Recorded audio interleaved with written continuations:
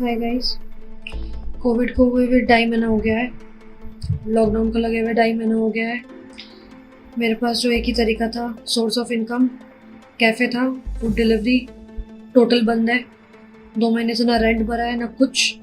कोई आइडिया नहीं है मैं ये कैसे करने वाली हूँ।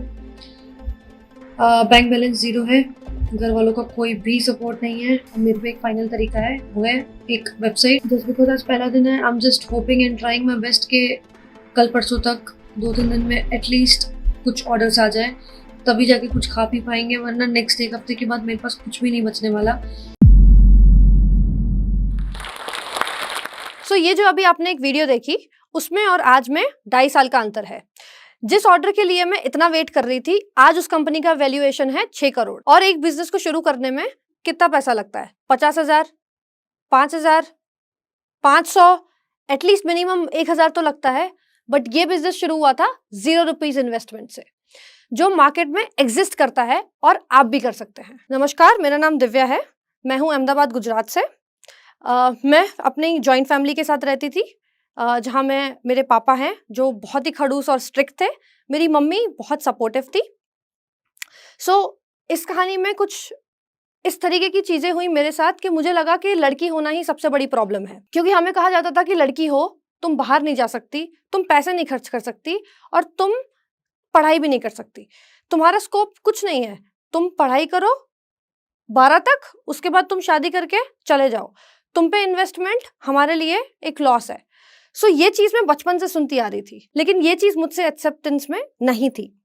तो अब ये सीन था कि घर में रहने के बाद भी उन्होंने इतना टॉर्चर कर रखा था कि ना मैं घर से बाहर निकल सकती थी, ना मेरी बेसिक नीड्स पूरी हो सकती थी। वो इनफैक्ट मेरे स्कूल के लिए भी, चाहे वो मेरी यूनिफॉर्म हो, चाहे वो मेरी पढ़ाई हो, चाहे वो मेरी स्कूल की फीस हो, उन सब चीजों के लिए वो लड़ाई करते थे। मुझे कुछ लाइफ में करना था और मुझे लगता था कि लड़कियां काफी कुछ कर सकती हैं। It is not just about कि लड़कियां घर में बनी हैं, शादी करने के लिए बनी हैं। हमें नहीं पता बाहर दुनिया कैसी है, बट मुझे इतना जरूर पता था कि मुझे क्या करना है। और मुझे ये जरूर पता था कि मुझे कुछ करना है जिस हिसाब से जो आज मैं फेस कर रही हूँ वो एटलीस्ट दूसरी लड़कियों को देखना ना पड़े। ये बात है 2012 की, जब मैं 10th स्टैंडर्ड में थी। 10th स्टैंडर्ड में वेकेशंस में मैंने सोचा कि कहीं भी बाहर जाने के लिए या नेक्स्ट स्टेप करने के लिए मुझे क्या करना चाहिए। मुझे बेसिक कम्युनिकेशन की जरूरत थी, जो थी इंग्लिश। अब इंग्लिश के बिना तुम्हें कहीं जॉब नहीं मिल सकती, कुछ नहीं हो सकता। मैंने सोचा कि क्यों ना मैं इस चीज का एक कोर्स करती हूँ। बट जब यहाँ पे मुझे बेसिक स्कूल की फीस नहीं मिल रही है और खाना मान मान मिल रहा है, कोर्स के पैसे मिलना तो मुश्किल ही नहीं, नामुमकिन था। उस टाइम मैंने ये चीज किया, मैंने इंटरनेशनल वॉइस प्रोसेसेस देखे और कॉल सेंटर देखे, उसमें मैंने अप्लाई किया। 3-4 जगह पे अप्लाई करने के बाद एक जगह से मुझे कॉल आ गया। मेरे फर्स्ट इंटरव्यू में बिकॉज ऑफ माई कम्युनिकेशन उन्होंने मुझे जॉब प्रोवाइड कर दी। और 16 साल की उम्र में 10,000 की जॉब बहुत बड़ी डील थी मेरे लिए। बट ये चीज सिर्फ मेरी एक खुशी थी, अब घर वालों की खुशी बनाना बहुत मुश्किल था। जब मैं घर पहुंची और मैंने पापा को बताया, मम्मी को बताया कि मुझे इस चीज की जॉब मिली है और मुझे ये चीज करनी है, उस टाइम पापा ने सीधा सीधा मना कर दिया कि तुम जॉब नहीं कर सकती, क्योंकि हमारे घर में लड़कियां 6 बजे के बाद 7 बजे के बाद बाहर नहीं जा सकती। क्या पता तुम बाहर जाके कुछ गलत करो, क्या पता तुम गलत स्टेप उठाओ, हमारा नाम तो डूब जाएगा, तो तुम ये चीज नहीं कर सकती। तो इस चीज को मैंने उनको काफी डिफरेंट तरीके से मनाने की कोशिश करी, बट वो नहीं माने। तब मैंने एक चीज किया, तब मैंने ये बोला कि एक काम करते हैं, मुझे तुम काम करने दो, मैं तुम्हें अपनी सैलरी दे देती हूँ, आप रखो ये 10,000 और मुझे करने दो ये जॉब। और उसी टाइम ये बात सुनते ही वो फट से मान गए। आप देख रहे हो 10,000 रुपए में आजादी पाना कितना आसान था। इतना आसान तो 1947 में भी नहीं था। अब फाइनली, अब जब वो मान गए थे, मैंने ये प्रोसेस शुरू किया। मुझे लगा कि अब फाइनली मैं इस चीज का माइंडसेट चेंज कर सकती हूँ, दैट घर में जो दिक्कतें हैं या प्रॉब्लम है उनको मैं सॉल्व कर सकती हूँ पैसे लेके आके। बट वो चीज कभी भी सॉल्व नहीं हो पाई। वो डिस्क्रिमिनेशन ऑफ गर्ल हमेशा रहा। अब जॉब करने के बाद भी मेरी मम्मी को पीछे सुनना पड़ता था कि तुम्हारी बेटी रात में बाहर जाती है, तुम्हारी बेटी नाइट जॉब्स करती है, वो ये कर देगी, वो कर देगी। और इस चीज की वजह से ये मेरे पापा और मम्मी का रिलेशनशिप एकदम टॉक्सिक हो गया था। वो लोग डेली बेसिस पे फाइट करते थे, वो लोग डेली बेसिस पे इतना लड़ते थे कि हमारा उस घर में रहना बहुत मुश्किल हो गया था। It was like a negativity around us, और जब नेगेटिविटी होती है, नेगेटिव एनर्जी होती है, तुम चाहे कितना भी ग्रो करने का सोच लो, तुम ग्रो नहीं हो पाते हो। तुम सीख लोगे लेकिन घर वापस आके तुम सेम उसी पोजीशन पे स्टॉप हो जाओगे जहां पे तुमने छोड़ा था। सो ये दिक्कतें कम नहीं हुई। अब जो ये लड़ाई चल रही थी इन दोनों के बीच में, वो काफी ज्यादा बढ़ चुकी थी। मेरा घर में रहना काफी मुश्किल हो चुका था। तो मैंने सोच लिया था कि अब ये छोटी मोटी जॉब्स करके कुछ नहीं होने वाला है। मुझे कुछ ऐसा स्टेप उठाना पड़ेगा जिससे ये चीज परमानेंटली सॉल्व हो जाए। बिकॉज इस चीज को होते होते 2 साल हो गए थे और इस चीज का कोई सॉल्यूशन नहीं आ रहा था। अब ये करते करते मुझे एक बात यहाँ तक तो समझ आ गई थी, हर मुसीबत की जड़ भी पैसा ही होती है और हर मुसीबत की सॉल्यूशन भी पैसा ही होती है। सो इसी टाइम मुझे एक कॉल आया बैंगलोर से। अब ये कंपनी जो बैंगलोर की थी, इन्होंने मुझे जॉब ऑफर करने के लिए हाँ बोल दिया था। मेरे क्लियर हो गए थे राउंड्स, मेरे लिए सब कुछ सेट था। मुझे बस अपने घर वालों को मनाना था कि मुझे बैंगलोर जाने दो। अब ये तो जाहिर सी बात है, जो अपने बच्चों को 7 बजे के बाद 8 बजे के बाद नहीं जाने दे रहे हैं, जो पैसे पे मुझे जॉब करने दे रहे हैं, वो मुझे बैंगलोर जाने तो क्या ही देते। सो इस चीज की बात उन्होंने नहीं मानी। मेरी मम्मी ने घर में सबसे लड़ाई करी और इंश्योर किया कि मैं किसी तरह इस जॉब को छोड़ के नेक्स्ट शहर में जा सकूं। सो ये सब दिक्कतें तो चल ही रही थी, बट उसके साथ साथ जब मेरा पहला दिन था, जब मुझे बैंगलोर शिफ्ट करना था और मेरी ज्वाइनिंग थी, उसी दिन मैंने अपनी फ्लाइट मिस कर दी। सो ऐसी काफी सारी चीजें हुई मेरे लाइफ में जिसमें मुझे काफी प्रॉब्लम्स आई, बट मैंने ये इंश्योर किया कि मैं उससे नीचे ना गिरूं। अब जस्ट बिकॉज मैंने फ्लाइट मिस कर दी, उस टाइम पे वो मेरे लिए बहुत बड़ी चीज थी। ना मेरे पे पैसा था, ना मेरे पे कोई सॉल्यूशन था कि मैं किस तरीके से बैंगलोर पहुंचूंगी। तभी मैंने अपने पापा को और घर पे फोन करके एक बार ट्राई किया कि क्या तुम मुझे कुछ हेल्प कर सकते हो। बट जस्ट बिकॉज उनको तो पता था कि मैं घर से भाग रही हूँ बिना किसी की प्रॉपर परमिशन लिए, क्योंकि मुझे आगे बढ़ना है, तो वो तो मेरी हेल्प करने वाले थे नहीं। तो तभी मैंने सोचा कि क्यों ना एक बेस्ट सॉल्यूशन देते हैं। मेरे पास एक फोन था, तब मैंने वो फोन बेचा, मैंने उससे 12,000 रुपए निकाले और उसी 12,000 से मैंने तुरंत अपनी एक फ्लाइट बुक करी, क्योंकि मेरे पास इसके अलावा कोई और ऑप्शन नहीं था। अब वहां पे हम कैसे रहेंगे, कैसे मैं बैंगलोर में सस्टेन करूंगी, वो मेरे लिए नेक्स्ट था।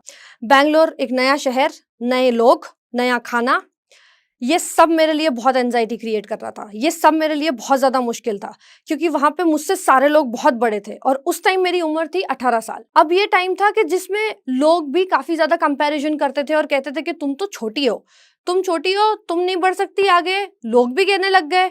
ये चीज घर में भी हो रही थी और इनफैक्ट घर वाले भी यही फोन करके कहते रहते थे कि तू वापस आ जा, कुछ नहीं होने वाला है, स्पेशली मेरे डैड। और जस्ट बिकॉज मैं घर से बाहर निकल गई थी, पीछे से घर में होती थी बहुत सारी लड़ाइयां और ये सब कुछ मेरी मम्मी को सहन करना पड़ता था। अब ये पोजीशन आया कि 1 साल 1.5 साल मुझे उस कंपनी में हो चुका था। मैं काफी ग्रो कर चुकी थी, काफी प्रमोशंस मिल गए थे, काफी कुछ पोजीशंस मिल गई थी। सो प्रमोशंस मिल रहे थे, जॉब बढ़िया चल रही थी, लर्निंग्स बढ़िया चल रही थी। बट अगेन एक चीज अभी भी कांस्टेंट थी, वो था पेरेंट्स का लड़ाई।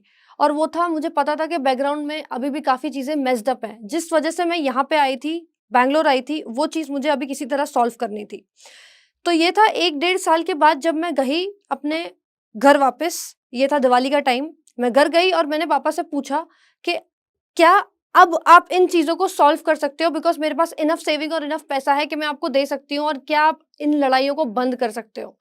बट वो इस ऐसे जोन में थे, उन्होंने सीधा मना कर दिया। उन्होंने कहा कि मुझे तुमने जो पैसे दिए हैं वो मुझे एक्सेप्टेंस नहीं है और मुझे तुम्हारी मम्मी से डिवोर्स चाहिए। तभी मैंने उनसे पूछा कि आप 100% श्योर हो कि आपको ये करना है? मैं आपको 2 बार पूछ रही हूँ, मैं यहाँ पे आई इस कंफर्मेशन के लिए हूँ ताकि तुम मुझे कंफर्मेशन दो और उसके बाद में मम्मी को यहाँ से लेके चली जाऊंगी। और उन्होंने कहा जी हाँ, मुझे नहीं चाहिए, क्योंकि तुम लड़कियां हो, तुम मेरी नहीं सुनती हो, वो मेरी नहीं सुनती है, और लड़कियां मुझे मेरे घर में नहीं चाहिए। मैं यहाँ पे जब तक रूल कर रहा हूँ तब तक सब कुछ मेरे हिसाब से चलना चाहिए।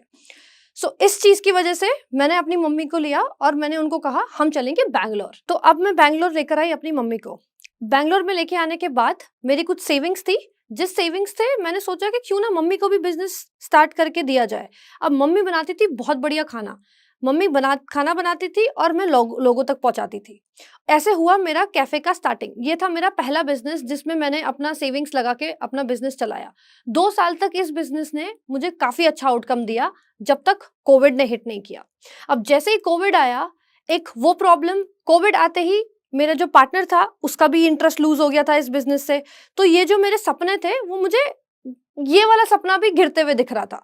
अब ये सपना देखा था कि मैं इस चीज़ को आगे बढ़ाऊँगी और 2 चीज़ें और 2 रेस्टोरेंट खोलूँगी, बट ये सपना भी मुझे जाते हुए दिखा। हमने बहुत ट्राई किया कोविड में इसको कंटिन्यू करने का, बट दैट डिडंट हैपन। सो अब हो गया ये बिज़नेस बंद, और उस टाइम पे ना मेरे पे जॉब थी, ना मुझे इमीडिएटली कहीं से जॉब मिलती, ना मेरे पे पैसा था, ना मेरे पे सेविंग्स थी, 2 महीने का रेंट नहीं भरा था, वो मम्मी की रिस्पॉन्सिबिलिटी अलग और फैमिली सपोर्ट तो कभी भी नहीं मिलने वाला था। तो इसी टाइम पे मैंने बहुत रिसर्च किया और सोचा कि क्या ऐसी चीज़ मुझे करनी चाहिए, जिस वजह से मैं अपने आप को वापस ट्रैक पे ला सकूँ। बिकॉज़ हर प्रॉब्लम का एक सॉल्यूशन होता है, और मैं प्रॉब्लम को लेके नहीं बैठती, मैं फटाफट उस प्रॉब्लम का सॉल्यूशन निकालने पे मूव ऑन करती हूँ। तो तभी मेरे रिसर्च के हिसाब से मुझे पता चला कि एक चीज़ है जिसकी बहुत डिमांड है मार्केट में, जिस बिज़नेस के बारे में आपने सबसे पहले शुरुआत में सुना था, उस बिज़नेस की अब हम बात करने जाएँगे। इस बिज़नेस का शुरुआत माय इंडियन थिंग्स स्टार्ट हुआ था इस बेसिस से या इस विजन से कि हम लोग इंडिया के डिफरेंट डिफरेंट कल्चर्स, इंडिया के डिफरेंट डिफरेंट रिलीजन्स, उन सबको मैच करते हुए उनको वो चीजें प्रोवाइड करें जिससे वो अपना घर को ब्यूटीफाई कर सकते हैं। सो ये बस एक आइडिया था। मुझे बस ये लगता था कि मार्केट में इस चीज की डिमांड है, बट मुझे नहीं पता था कि ये कैसे होगा, मुझे नहीं पता था कि ये किस तरीके से इम्प्लीमेंट होगा, इससे क्या करना चाहिए। ना मेरे पे कोई डिग्री है, ना मेरे पे कोई एमबीए है, ना मेरे पे कोई बीकॉम है, मैंने सिर्फ 12th किया हुआ है। अब ये चीज़ मुझे अचीव करने के लिए एक्सपीरियंस या एक्सपोज़र या हेल्प चाहिए थी। सो मैंने बेसिकली सीखा फ्रॉम द डाउन स्क्रैच कि वेबसाइट कैसे बनाते हैं, एड्स कैसे चलाते हैं, फेसबुक कैसे चलाते हैं, कैसे सर्विस करते हैं और कैसे रिसर्च करते हैं। ये सब स्टेप सीखने के बाद जब कोविड में सब लोग घर में बैठे थे, मैंने इस चीज़ पे रिसर्च किया, 1 महीना कंटिन्यूअस मैंने इस पे वर्क किया, और उससे मेरी बनी एक बेसिक वेबसाइट। और उस बेसिक वेबसाइट पे मैंने स्टार्ट किया with one product which was wallpapers. अब वॉलपेपर से मैंने सोचा कि क्यों ना मैं इस वॉलपेपर को रख के देखूं और इसकी डिमांड को समझूं कि मार्केट में इसका डिमांड और सप्लाई कैसा है। विदाउट ट्राई तुम कभी नहीं समझ पाओगे कि तुम्हारा आइडिया चलेगा या नहीं चलेगा। सो बेसिकली मुझे अपना आइडिया ट्राई करना था। अब ये आइडिया ट्राई करने के लिए मैंने 2 महीने लगा लिए, और 1-2 हफ्ते तक मैंने काफ़ी वेट किया कि किस तरीके से मैं इसमें ऑर्डर्स ला सकती हूँ। सो जब आया वेबसाइट पे पहला ऑर्डर, अब इसका एग्जीक्यूशन करना था, पैसे मेरे पास थे नहीं, सेविंग्स मेरे पे बची नहीं थी। सो यहीं पे मैंने वही फॉर्मूला यूज़ किया, पैसा पैसे को बनाता है। और मैंने अपने वेंडर्स को बोला कि मैं तुम्हें काफ़ी ऑर्डर्स दूँगी, लेकिन तुम मेरे पहले सप्लाई करके दिखाओ कि तुम कैसा कर सकते हो। तो यहाँ पे मैंने 2 लोगों का कॉन किया, क्योंकि ये मेरे को एक बेसिक तरीके से समझना था दैट हाउ इट वर्क्स। तो जब मैंने ये कॉन किया, मैंने वेंडर्स को बोला कि तुम मेरे को ये प्रोडक्ट भिजवाओ, कस्टमर को बोला कि तुम मुझे ये एडवांस दे दो और मैं तुम्हें प्रोडक्ट भिजवा दूंगी। सो बेसिकली इसका पैसा लेके मैंने यहाँ सप्लाई किया और यहाँ से लेके मैंने यहाँ डिलीवरी करवाई। सो ये जब डिलीवरी एक प्रोसेस हुआ तो मेरे में थोड़ा और कॉन्फिडेंस आया कि ये चीज़ तो हो सकती है। इस चीज़ में ना मुझे पैसा लगा है, ना मेरा कोई टाइम लगा है, घर में बैठ के मैंने यहाँ से यहाँ माल पहुंचा के अपने घर में पैसा लाया है, वो भी विथ प्रॉफिट।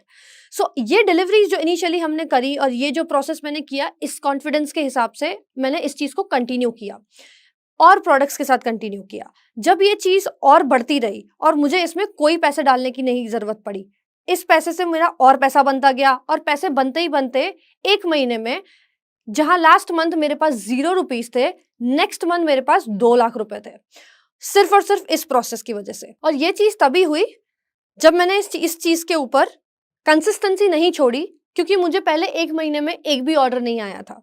लेकिन उसके बाद जब मुझे ऑर्डर आने स्टार्ट हुए थे, अब लोग सिर्फ ऑर्डर्स नहीं, सिर्फ प्रोडक्ट्स नहीं, अब वो सर्विस भी चाहते थे, क्योंकि मेरा प्रोडक्ट कुछ ऐसा है जिसमें सर्विसेज भी चाहिए। विदाउट सर्विसेज तुम्हारा बिजनेस सस्टेन नहीं करेगा। तो उस चीज के लिए मैंने क्या किया, मैंने हर शहर में लेबर्स ढूंढे, वर्कर्स ढूंढे जो हमारे प्रोडक्ट्स को इंस्टॉल करते हैं। वो कनेक्शन मैंने बनाते बनाते इस लेवल पे कनेक्शंस बनाए जहां पे एक शहर में आज हमारे पास कम से कम 10 वर्कर्स हैं जो हमारा काम एग्जीक्यूट करके आते हैं। सो अब हमारे पास पूरे ऑल ओवर इंडिया में 50 से ज्यादा इंस्टॉलर्स हैं, हमारे पास 100 से ज़्यादा फ्रीलांसर्स हैं जो हमारे लिए इंस्टॉलेशंस और सर्विस प्रोवाइड करने का और डिज़ाइनिंग करने का काम करते हैं। विद दिस मैंने करते करते ये सब मैंने सारी एग्जीक्यूशंस अकेले किया, और ये चीज़ करते ही करते आज मेरे बिजनेस का इवैल्यूएशन 6 करोड़ का बना। आज की डेट में मैं खुश हूँ, मम्मी खुश है, घर वाले बहुत ज़्यादा प्राउड हैं, वो इसलिए क्योंकि अब लड़की आगे बढ़ चुकी है।